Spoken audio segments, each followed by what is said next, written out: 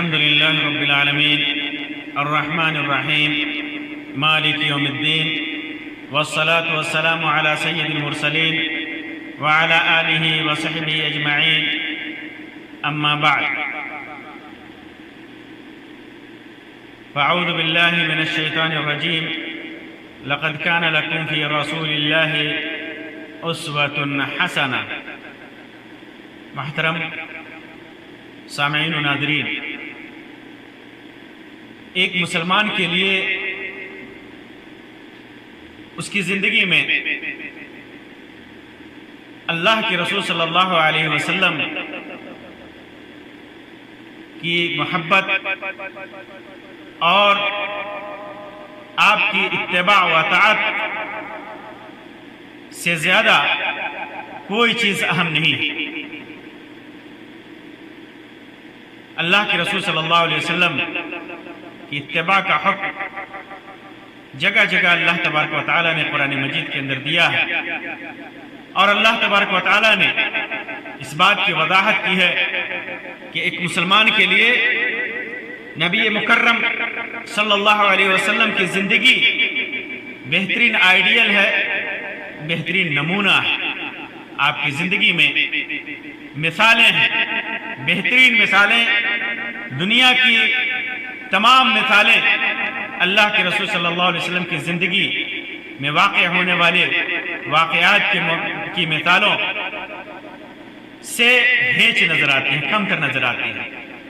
اللہ تبارک و تعالیٰ نے واضح طور پر اس امت کو کہا کہ رسول اکرم صلی اللہ علیہ وسلم کی زندگی میں تمہارے لیے بہترین نمونہ ہے، عمدہ نمونہ ہے. لقد كان لكم في رسول الله اسوة حسنہ. تمہارے لیے اللہ کے رسول صلی اللہ علیہ وسلم میں عمدہ نمونہ ہے، بہترین نمونہ ہے.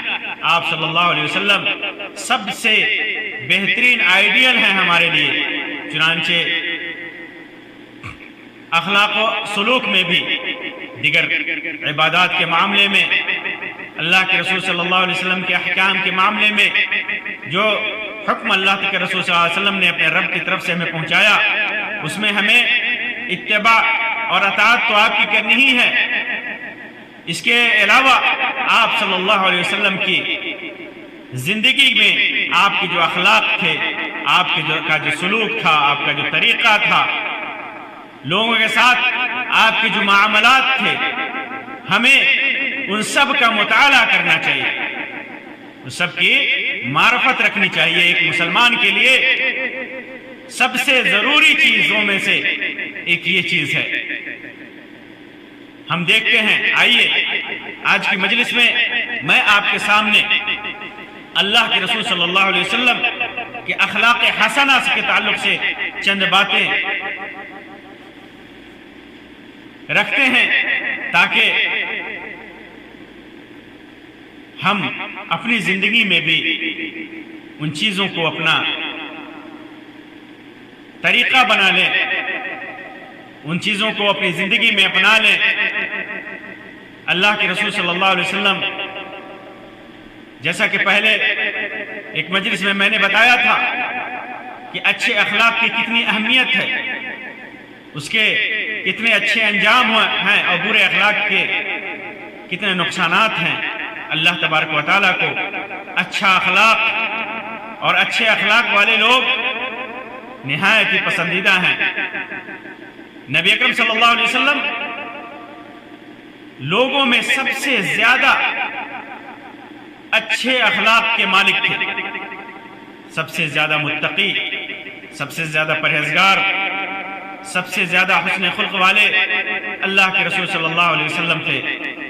انس بن مالک رضی اللہ تعالیٰ عنہ کی روایت ہے صحیح بخاری و مسلم کے اندر، فرماتے ہیں کہ کان النبی صلی اللہ علیہ وسلم احسن الناس خلقا. اللہ کے رسول صلی اللہ علیہ وسلم کے اخلاق لوگوں میں سب سے بہتر تھے. آپ سے زیادہ حسن خلق والا آدمی کوئی نہیں تھا. اسی طرح اللہ تبارک و تعالیٰ آپ کے حسن اخلاق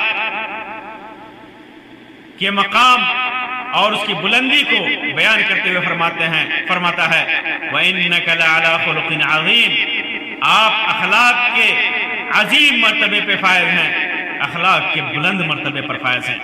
عائشہ رضی اللہ تعالیٰ عنہ سے پوچھا گیا کہ اللہ کے رسول صلی اللہ علیہ وسلم کا اخلاق کیسا تھا، تو انہوں نے فرمایا کان خلقہ القرآن، اللہ کے رسول صلی اللہ علیہ وسلم کا اخلاق قرآن کی ترجمانی تھا۔ ایک طرح سے قرآن کریم کے جو احکام ہیں، سارے احکام قرآن کریم کی اتباع میں، قرآن کریم کی اوامر و نواہی پر استقامت میں مکمل اللہ کے رسول صلی اللہ علیہ وسلم آئیڈیل تھے، مکمل اس پر عمل پیرا تھے۔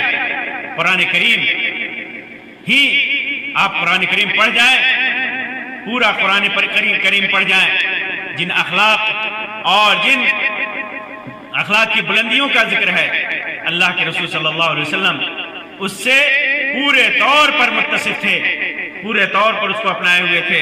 اسی وجہ سے فرمایا کان خلقہ القرآن، گویا آپ کا اخلاق مکمل قرآن مجید ہے۔ چنانچہ آپ صلی اللہ علیہ وسلم کے اندر صدق و سچائی، کرم و سخاوت، عدل و انصاف، رحمت، حلم و بردباری، صبر و شکیبائی، تواضع و خاکساری، بہادری، عفو اور درگزر جیسی صفات آپ صلی اللہ علیہ وسلم کے اندر کوٹ کر بھرے ہوئے تھے۔ آپ اس جیسے اخلاق حسنہ کے عظیم صفات سے متصف تھے، اخلاق حسنہ کے عظیم مقام پر آپ فائز تھے۔ یہی وجہ ہے کہ اللہ کے رسول صلی اللہ علیہ وسلم نے فرمایا انما بعثت لأتمم مصالح الاخلاق، اور ایک روایت میں ہے مکارم الاخلاق، اور ایک روایت میں ہے حسن الاخلاق، کہ میں بھیجا گیا، میری بعثت ہوئی کہ میں اخلاق کو مکمل کر دوں، اخلاق کا اتمام کر دوں، یعنی اخلاق کی جتنا عظیم مقام ہو سکتا ہے، اخلاق کی اچھی سے اچھی صورت ہو سکتی ہے، اللہ کے رسول صلی اللہ علیہ وسلم نے دنیا کے اندر اس کو پھیلایا، اس کو بتایا اپنے عمل کے ذریعے، اپنے قول کے ذریعے۔ آئیے میں چند واقعات اور چند حدیثیں اللہ کے رسول صلی اللہ علیہ وسلم کے اخلاق حسنہ کے تعلق سے آپ کے سامنے رکھوں، جس سے پتہ چلے کہ اللہ کے رسول صلی اللہ علیہ وسلم اخلاق کی کن مقام اور کن مرتبوں پر فائز تھے، اور ہم ایک مسلمان ہوتے ہوئے ہمیں ان اخلاق حسنہ آپ صلی اللہ علیہ وسلم کے لیے اللہ کے رسول صلی اللہ علیہ وسلم کی اتباع کرتے ہوئے اخلاق حسنہ کو کس طرح اپنی زندگی میں اپنانا چاہیے۔ مشہور روایت ہے صحیح بخاری اور صحیح مسلم کی کہ اللہ کے رسول صلی اللہ علیہ وسلم غار حرا میں تھے، جبریل علیہ السلام آئے اور جبریل علیہ السلام کے ذریعے آپ کو نبوت سے سرفراز کیا گیا، آپ کے اوپر قرآن مجید کی آیت اقرأ باسم ربک الذی نازل کی گئی، آپ صلی اللہ علیہ وسلم کو نبی بنایا گیا۔ آپ اتنے خوف زدہ ہوئے، وہاں سے جب واپس ہوئے تو اس انوکھے واقعے سے آپ کا دل کانپ رہا تھا۔ آپ صلی اللہ علیہ وسلم خوف اور ڈر سے بھرے ہوئے خدیجہ رضی اللہ تعالیٰ عنہ کے پاس تشریف لائے، فرمایا کہ مجھے کمبل اڑا دو، زملونی، مجھے کمبل اڑا دو۔ لوگوں نے آپ صلی اللہ علیہ وسلم کو کمبل اڑا دیا، آپ صلی اللہ علیہ وسلم کا ڈر جاتا رہا۔ تھوڑی دیر کے بعد تو آپ صلی اللہ علیہ وسلم نے اپنے زوج محترمہ خدیجہ رضی اللہ تعالیٰ عنہ کو تفصیل کے ساتھ یہ واقعہ سنایا، اور فرمانے لگے کہ اب مجھ کو اپنی جان کا خوف محسوس ہونے لگا ہے، مجھے ڈر ہے مجھے اپنی جان پر۔ تو آپ صلی اللہ علیہ وسلم کی اہلیہ محترمہ نے، خدیجہ رضی اللہ تعالیٰ عنہ نے جو کلمات کہے، جو ڈھارس بدھائے، آپ اس ڈھارس بدھانے کے جملوں پر آپ غور کیجئے کہ اللہ کے رسول صلی اللہ علیہ وسلم اخلاق حسنہ کے اس مقام پر فائز تھے۔ آپ صلی اللہ علیہ وسلم کا اخلاق مبارک کس قدر بہتر تھا، عظیم تھا کہ زمانے جاہلیت میں بھی آپ کو نبوت نہیں ملی تھی، پھر بھی لوگ آپ کے اوپر آپ کے اخلاق سے کس طرح متاثر تھے۔ تو خدیجہ رضی اللہ تعالیٰ عنہ نے فرمایا اور کہا کہ آپ کا خیال صحیح نہیں ہے۔ اللہ کی قسم آپ کو اللہ کبھی رسوا نہیں کرے گا۔ آپ تو اخلاق فاضلہ کے مالک ہیں، آپ تو کنبہ پرور ہیں، خاندان والوں کی خدمت کرتے ہیں، بے کسوں کا بوجھ اپنے سر پر لیتے ہیں، مفلسوں کے لیے آپ کماتے ہیں، مہمان نوازی میں آپ بے مثال ہیں، مشکل وقت میں آپ امر حق کا ساتھ دیتے ہیں، اچھائی کا ساتھ دیتے ہیں۔ ایسے اوصاف حسنہ والا انسان یوں بے وقت ذلت اور خواری کی موت نہیں پا سکتا۔ غور کیجئے کہ زمانے جاہلیت میں بھی آپ صلی اللہ علیہ وسلم کے اخلاق حسنہ سے کس طرح لوگ متاثر تھے۔ اسی طرح جب آپ کو نبوت ملی اور دعوت کا حکم ہوا تو آپ نے صفا پہاڑی سے لوگوں سے پوچھا تھا کہ اگر میں تمہیں خبر دوں کہ اس پہاڑی کے پیچھے سے ایک فوج حملہ آور ہونے والی ہے تو کیا تم میرا بھروسہ کرو گے؟ تو لوگوں نے کہا تھا ما جربنا علیک کذبا، ہم نے تو آپ کو صرف سچا پایا ہے، آپ کے اوپر آپ کو جھوٹ بولتے ہوئے کبھی بھی نہیں پایا ہے۔ یہ اخلاق حسنہ اللہ کے رسول صلی اللہ علیہ وسلم کے اخلاق فاضلہ ہیں کہ کفار اور مشرکین بھی اس کی گواہی دے رہے ہیں۔ چنانچہ اللہ تبارک و تعالیٰ نے یہ تو چند مثالیں تھی جو خدیجہ رضی اللہ تعالیٰ عنہا نے بیان کیا، چند اپنے اخلاق کے چند نمونے تھے، ورنہ آپ صلی اللہ علیہ وسلم کے اخلاق تو بڑے بڑے بہترین صفات سے متصف تھے۔ اللہ کے رسول صلی اللہ علیہ وسلم کے اندر تمام اچھے صفات موجود تھے، اچھی صفتیں آپ صلی اللہ علیہ وسلم کے اندر تھیں۔ انس رضی اللہ تعالیٰ عنہ فرماتے ہیں کہ میں نے اللہ کے رسول صلی اللہ علیہ وسلم کی خدمت 10 سالوں تک کی، واللہ ما قال اف قط، کبھی بھی کسی بات پر آپ نے اف نہیں کہا، ولا قال لشيء لما فعلت كذا، کسی بات پر یہ نہیں کہا کہ تو نے یہ کیوں کیا، وهلا فعلت كذا، اور تو نے ایسا کیوں نہیں کیا۔ یہ روایت بتاتی ہے کہ اللہ کے رسول صلی اللہ علیہ وسلم اپنے آس پاس رہنے والے اور خدمت کرنے والوں کے ساتھ کس قدر حسن سلوک سے پیش آتے تھے۔ یہاں تک کہ انس بن مالک رضی اللہ تعالیٰ عنہ کی روایت ہے، فرماتے ہیں کہ اللہ کے رسول صلی اللہ علیہ وسلم جب بچوں کے پاس سے گزرتے تو ان کو بھی سلام کرتے، بڑے تو الگ ہیں، بچوں سے بھی کو بھی آپ سلام پیش کرتے، بچوں کے اوپر بھی سلام کرتے۔ اسی طرح آپ کا سلوک اپنے اہل و عیال کے ساتھ نہایت ہی کریمانہ اور بہتر ہوتا۔ آپ صلی اللہ علیہ وسلم ارشاد فرماتے ہیں خیرکم خیرکم لأہلہ، تم میں سے اچھا سب سے اچھا وہ ہے جو اپنے اہل کے لیے اچھا ہو، اور وَأَنَا خَيْرُكُمْ لِأَهْلِ، میں اپنے گھر والوں کے لیے سب سے بہتر ہوں۔ امام ترمذی نے اس کو روایت کیا۔ اسی طرح عائشہ رضی اللہ تعالیٰ عنہ فرماتی ہیں کہ اللہ کے رسول صلی اللہ علیہ وسلم نے کبھی کسی کو اپنے ہاتھ سے نہیں مارا۔ امام مسلم اس کو روایت کیا ہے اپنی صحیح کے اندر، فرماتی ہیں کہ اللہ کے رسول صلی اللہ علیہ وسلم نے کبھی کسی کو اپنے ہاتھ سے نہیں مارا، نہ عورت کو نہ خادم کو، البتہ اللہ کی راہ میں جہاد کرتے ہوئے اس میں لوگوں کو مارا، اور آپ صلی اللہ علیہ وسلم کو جو کسی نے نقصان پہنچایا اس کا بدلہ آپ نے نہیں لیا، البتہ اگر اللہ کے حکم میں خلق ڈالا تو اللہ کے واسطے بدلہ لیا، یعنی شرعی حدود میں جیسے کسی نے چوری کی، کسی نے زناکاری کی، چوری کی تو ہاتھ کاٹا، زناکاری کی تو کوڑے لگائے یا سنگسار کیا، اللہ کا جو حق تھا اسی میں کسی کو سزا دی، ورنہ اللہ کے رسول صلی اللہ علیہ وسلم نے کسی کو بھی کسی بات پر سزا نہ دی۔ آپ صلی اللہ علیہ وسلم کی شان میں کسی نے گستاخی بھی کی تو اللہ کے رسول صلی اللہ علیہ وسلم نے کبھی بدلہ نہیں لیا۔ کوئی چھوٹی غلطی یا بڑی غلطی بھی کرتا تو اللہ کے رسول صلی اللہ علیہ وسلم وہاں پر حسن اخلاق کا بہترین نمونہ پیش کرتے۔ صحیح مسلم کی روایت ہے، انس بن مالک رضی اللہ تعالیٰ عنہ فرماتے ہیں کہ ہم لوگ اللہ کے رسول صلی اللہ علیہ وسلم کے ساتھ مسجد میں بیٹھے ہوئے تھے، اتنے میں ایک دیہاتی آیا اور کھڑے ہو کر کے پیشاب کرنے لگا۔ رسول اکرم صلی اللہ علیہ وسلم کے اصحاب رضی اللہ عنہم نے دوڑا اس کو روکنے کے لیے، کہا کہ کیا کرتے ہو، رک جاؤ۔ آپ صلی اللہ علیہ وسلم نے فرمایا کہ اس کا پیشاب مت کرنا، مت روکو، جانے دو، اس کو کرنے دو پیشاب۔ لوگوں نے اسے چھوڑ دیا، یہاں تک کہ جب وہ پیشاب سے فارغ ہو گیا، جب وہ پیشاب کر چکا تو آپ صلی اللہ علیہ وسلم نے اس کو بلایا اور فرمایا کہ یہ مسجدیں ہیں، مسجدیں پیشاب اور نجاست کے لائق نہیں، یہ تو اللہ تبارک و تعالیٰ کی یاد کے لیے، نماز اور قرآن پڑھنے کے لیے بنائی گئی ہیں۔ آپ نے اسی طرح کے نرم جملے کہے، بہترین جملے کہے، آپ نے اپنے حسن اخلاق کا نمونہ پیش کیا کہ کس طرح ایک آدمی مسجد میں غلطی کر رہا ہے، پیشاب کر رہا ہے، مسجد کو گندا کر رہا ہے، پھر بھی اللہ کے رسول صلی اللہ علیہ وسلم نے اس کو ڈانٹنے پھٹکارنے سے منع کیا اور خود بھی ڈانٹا نہیں، پھٹکارا نہیں، نہایت ہی بہترین اخلاق کا نمونہ پیش کرتے ہوئے نہایت نرمی کے ساتھ فرمایا یہ مسجدیں پیشاب اور پاخانے کے لیے نہیں ہیں، یہ مسجدیں اللہ کی یاد کے لیے ہیں، اللہ کے ذکر کے لیے ہیں، نماز کے لیے ہیں، قرآن مجید کی تلاوت کے لیے ہیں۔ پھر اس کے بعد اللہ کے رسول صلی اللہ علیہ وسلم نے صحابہ کرام کو میں سے کسی کو حکم دیا کہ جاؤ ایک ڈول پانی لا کر کے اس پر بہا دو، چنانچہ اس پر بہا دیا گیا۔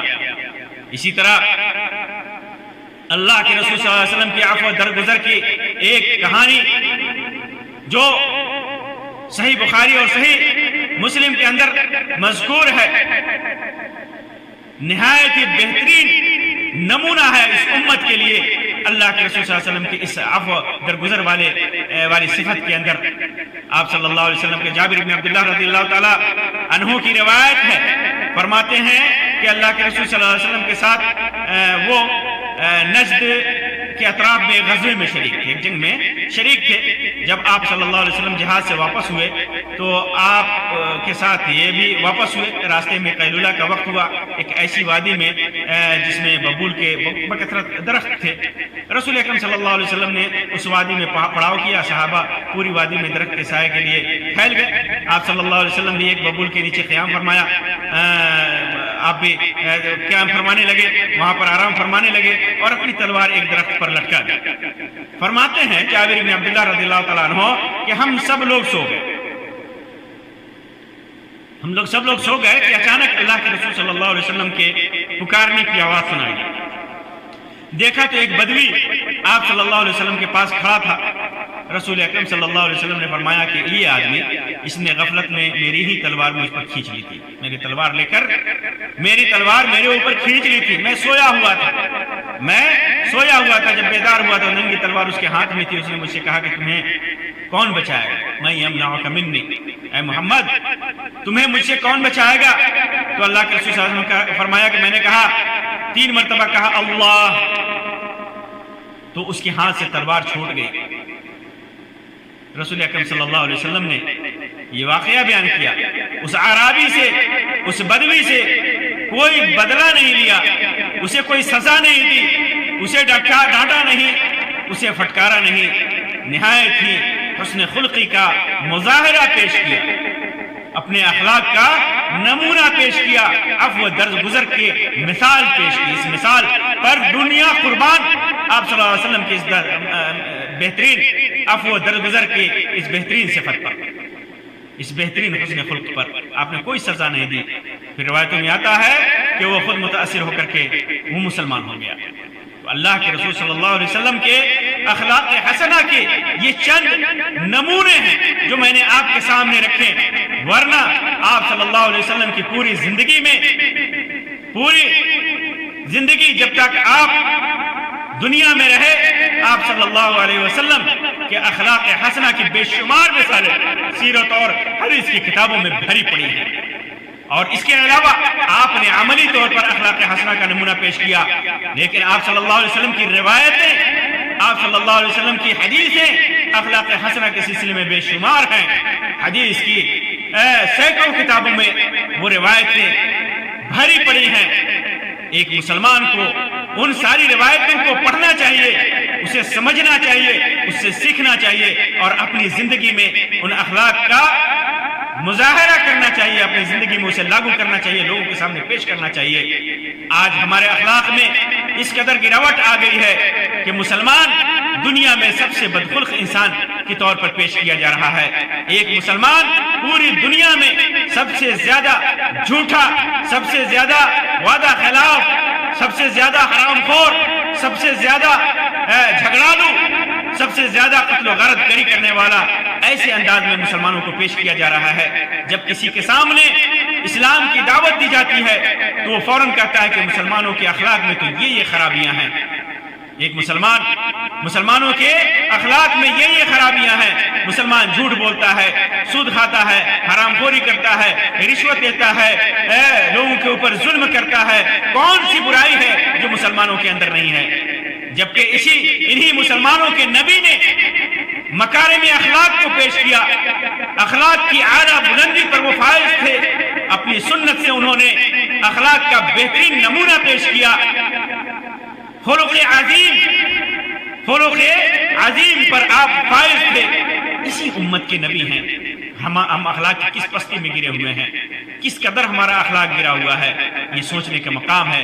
اگر ہم دنیا اور آخرت میں فلاح چاہتے ہیں، کامیابی چاہتے ہیں، اللہ کی خوشنودی چاہتے ہیں، رسول اکرم صلی اللہ علیہ وسلم کی قربت چاہتے ہیں قیامت کے دن، اور دنیا میں لوگوں کے محبوب بننا چاہتے ہیں، اسلام کے خادم بننا چاہتے ہیں، توحید اور عقیدہ توحید کہ اگر خادم بننا چاہتے ہیں، لوگوں میں پھیلانا چاہتے ہیں، تو ہمیں سب سے پہلے اپنے اخلاق کو درست کرنا چاہیے۔ اخلاق سے گرے ہوئے کسی بھی بات کو اپنی زندگی سے نکال پھینکنا چاہیے۔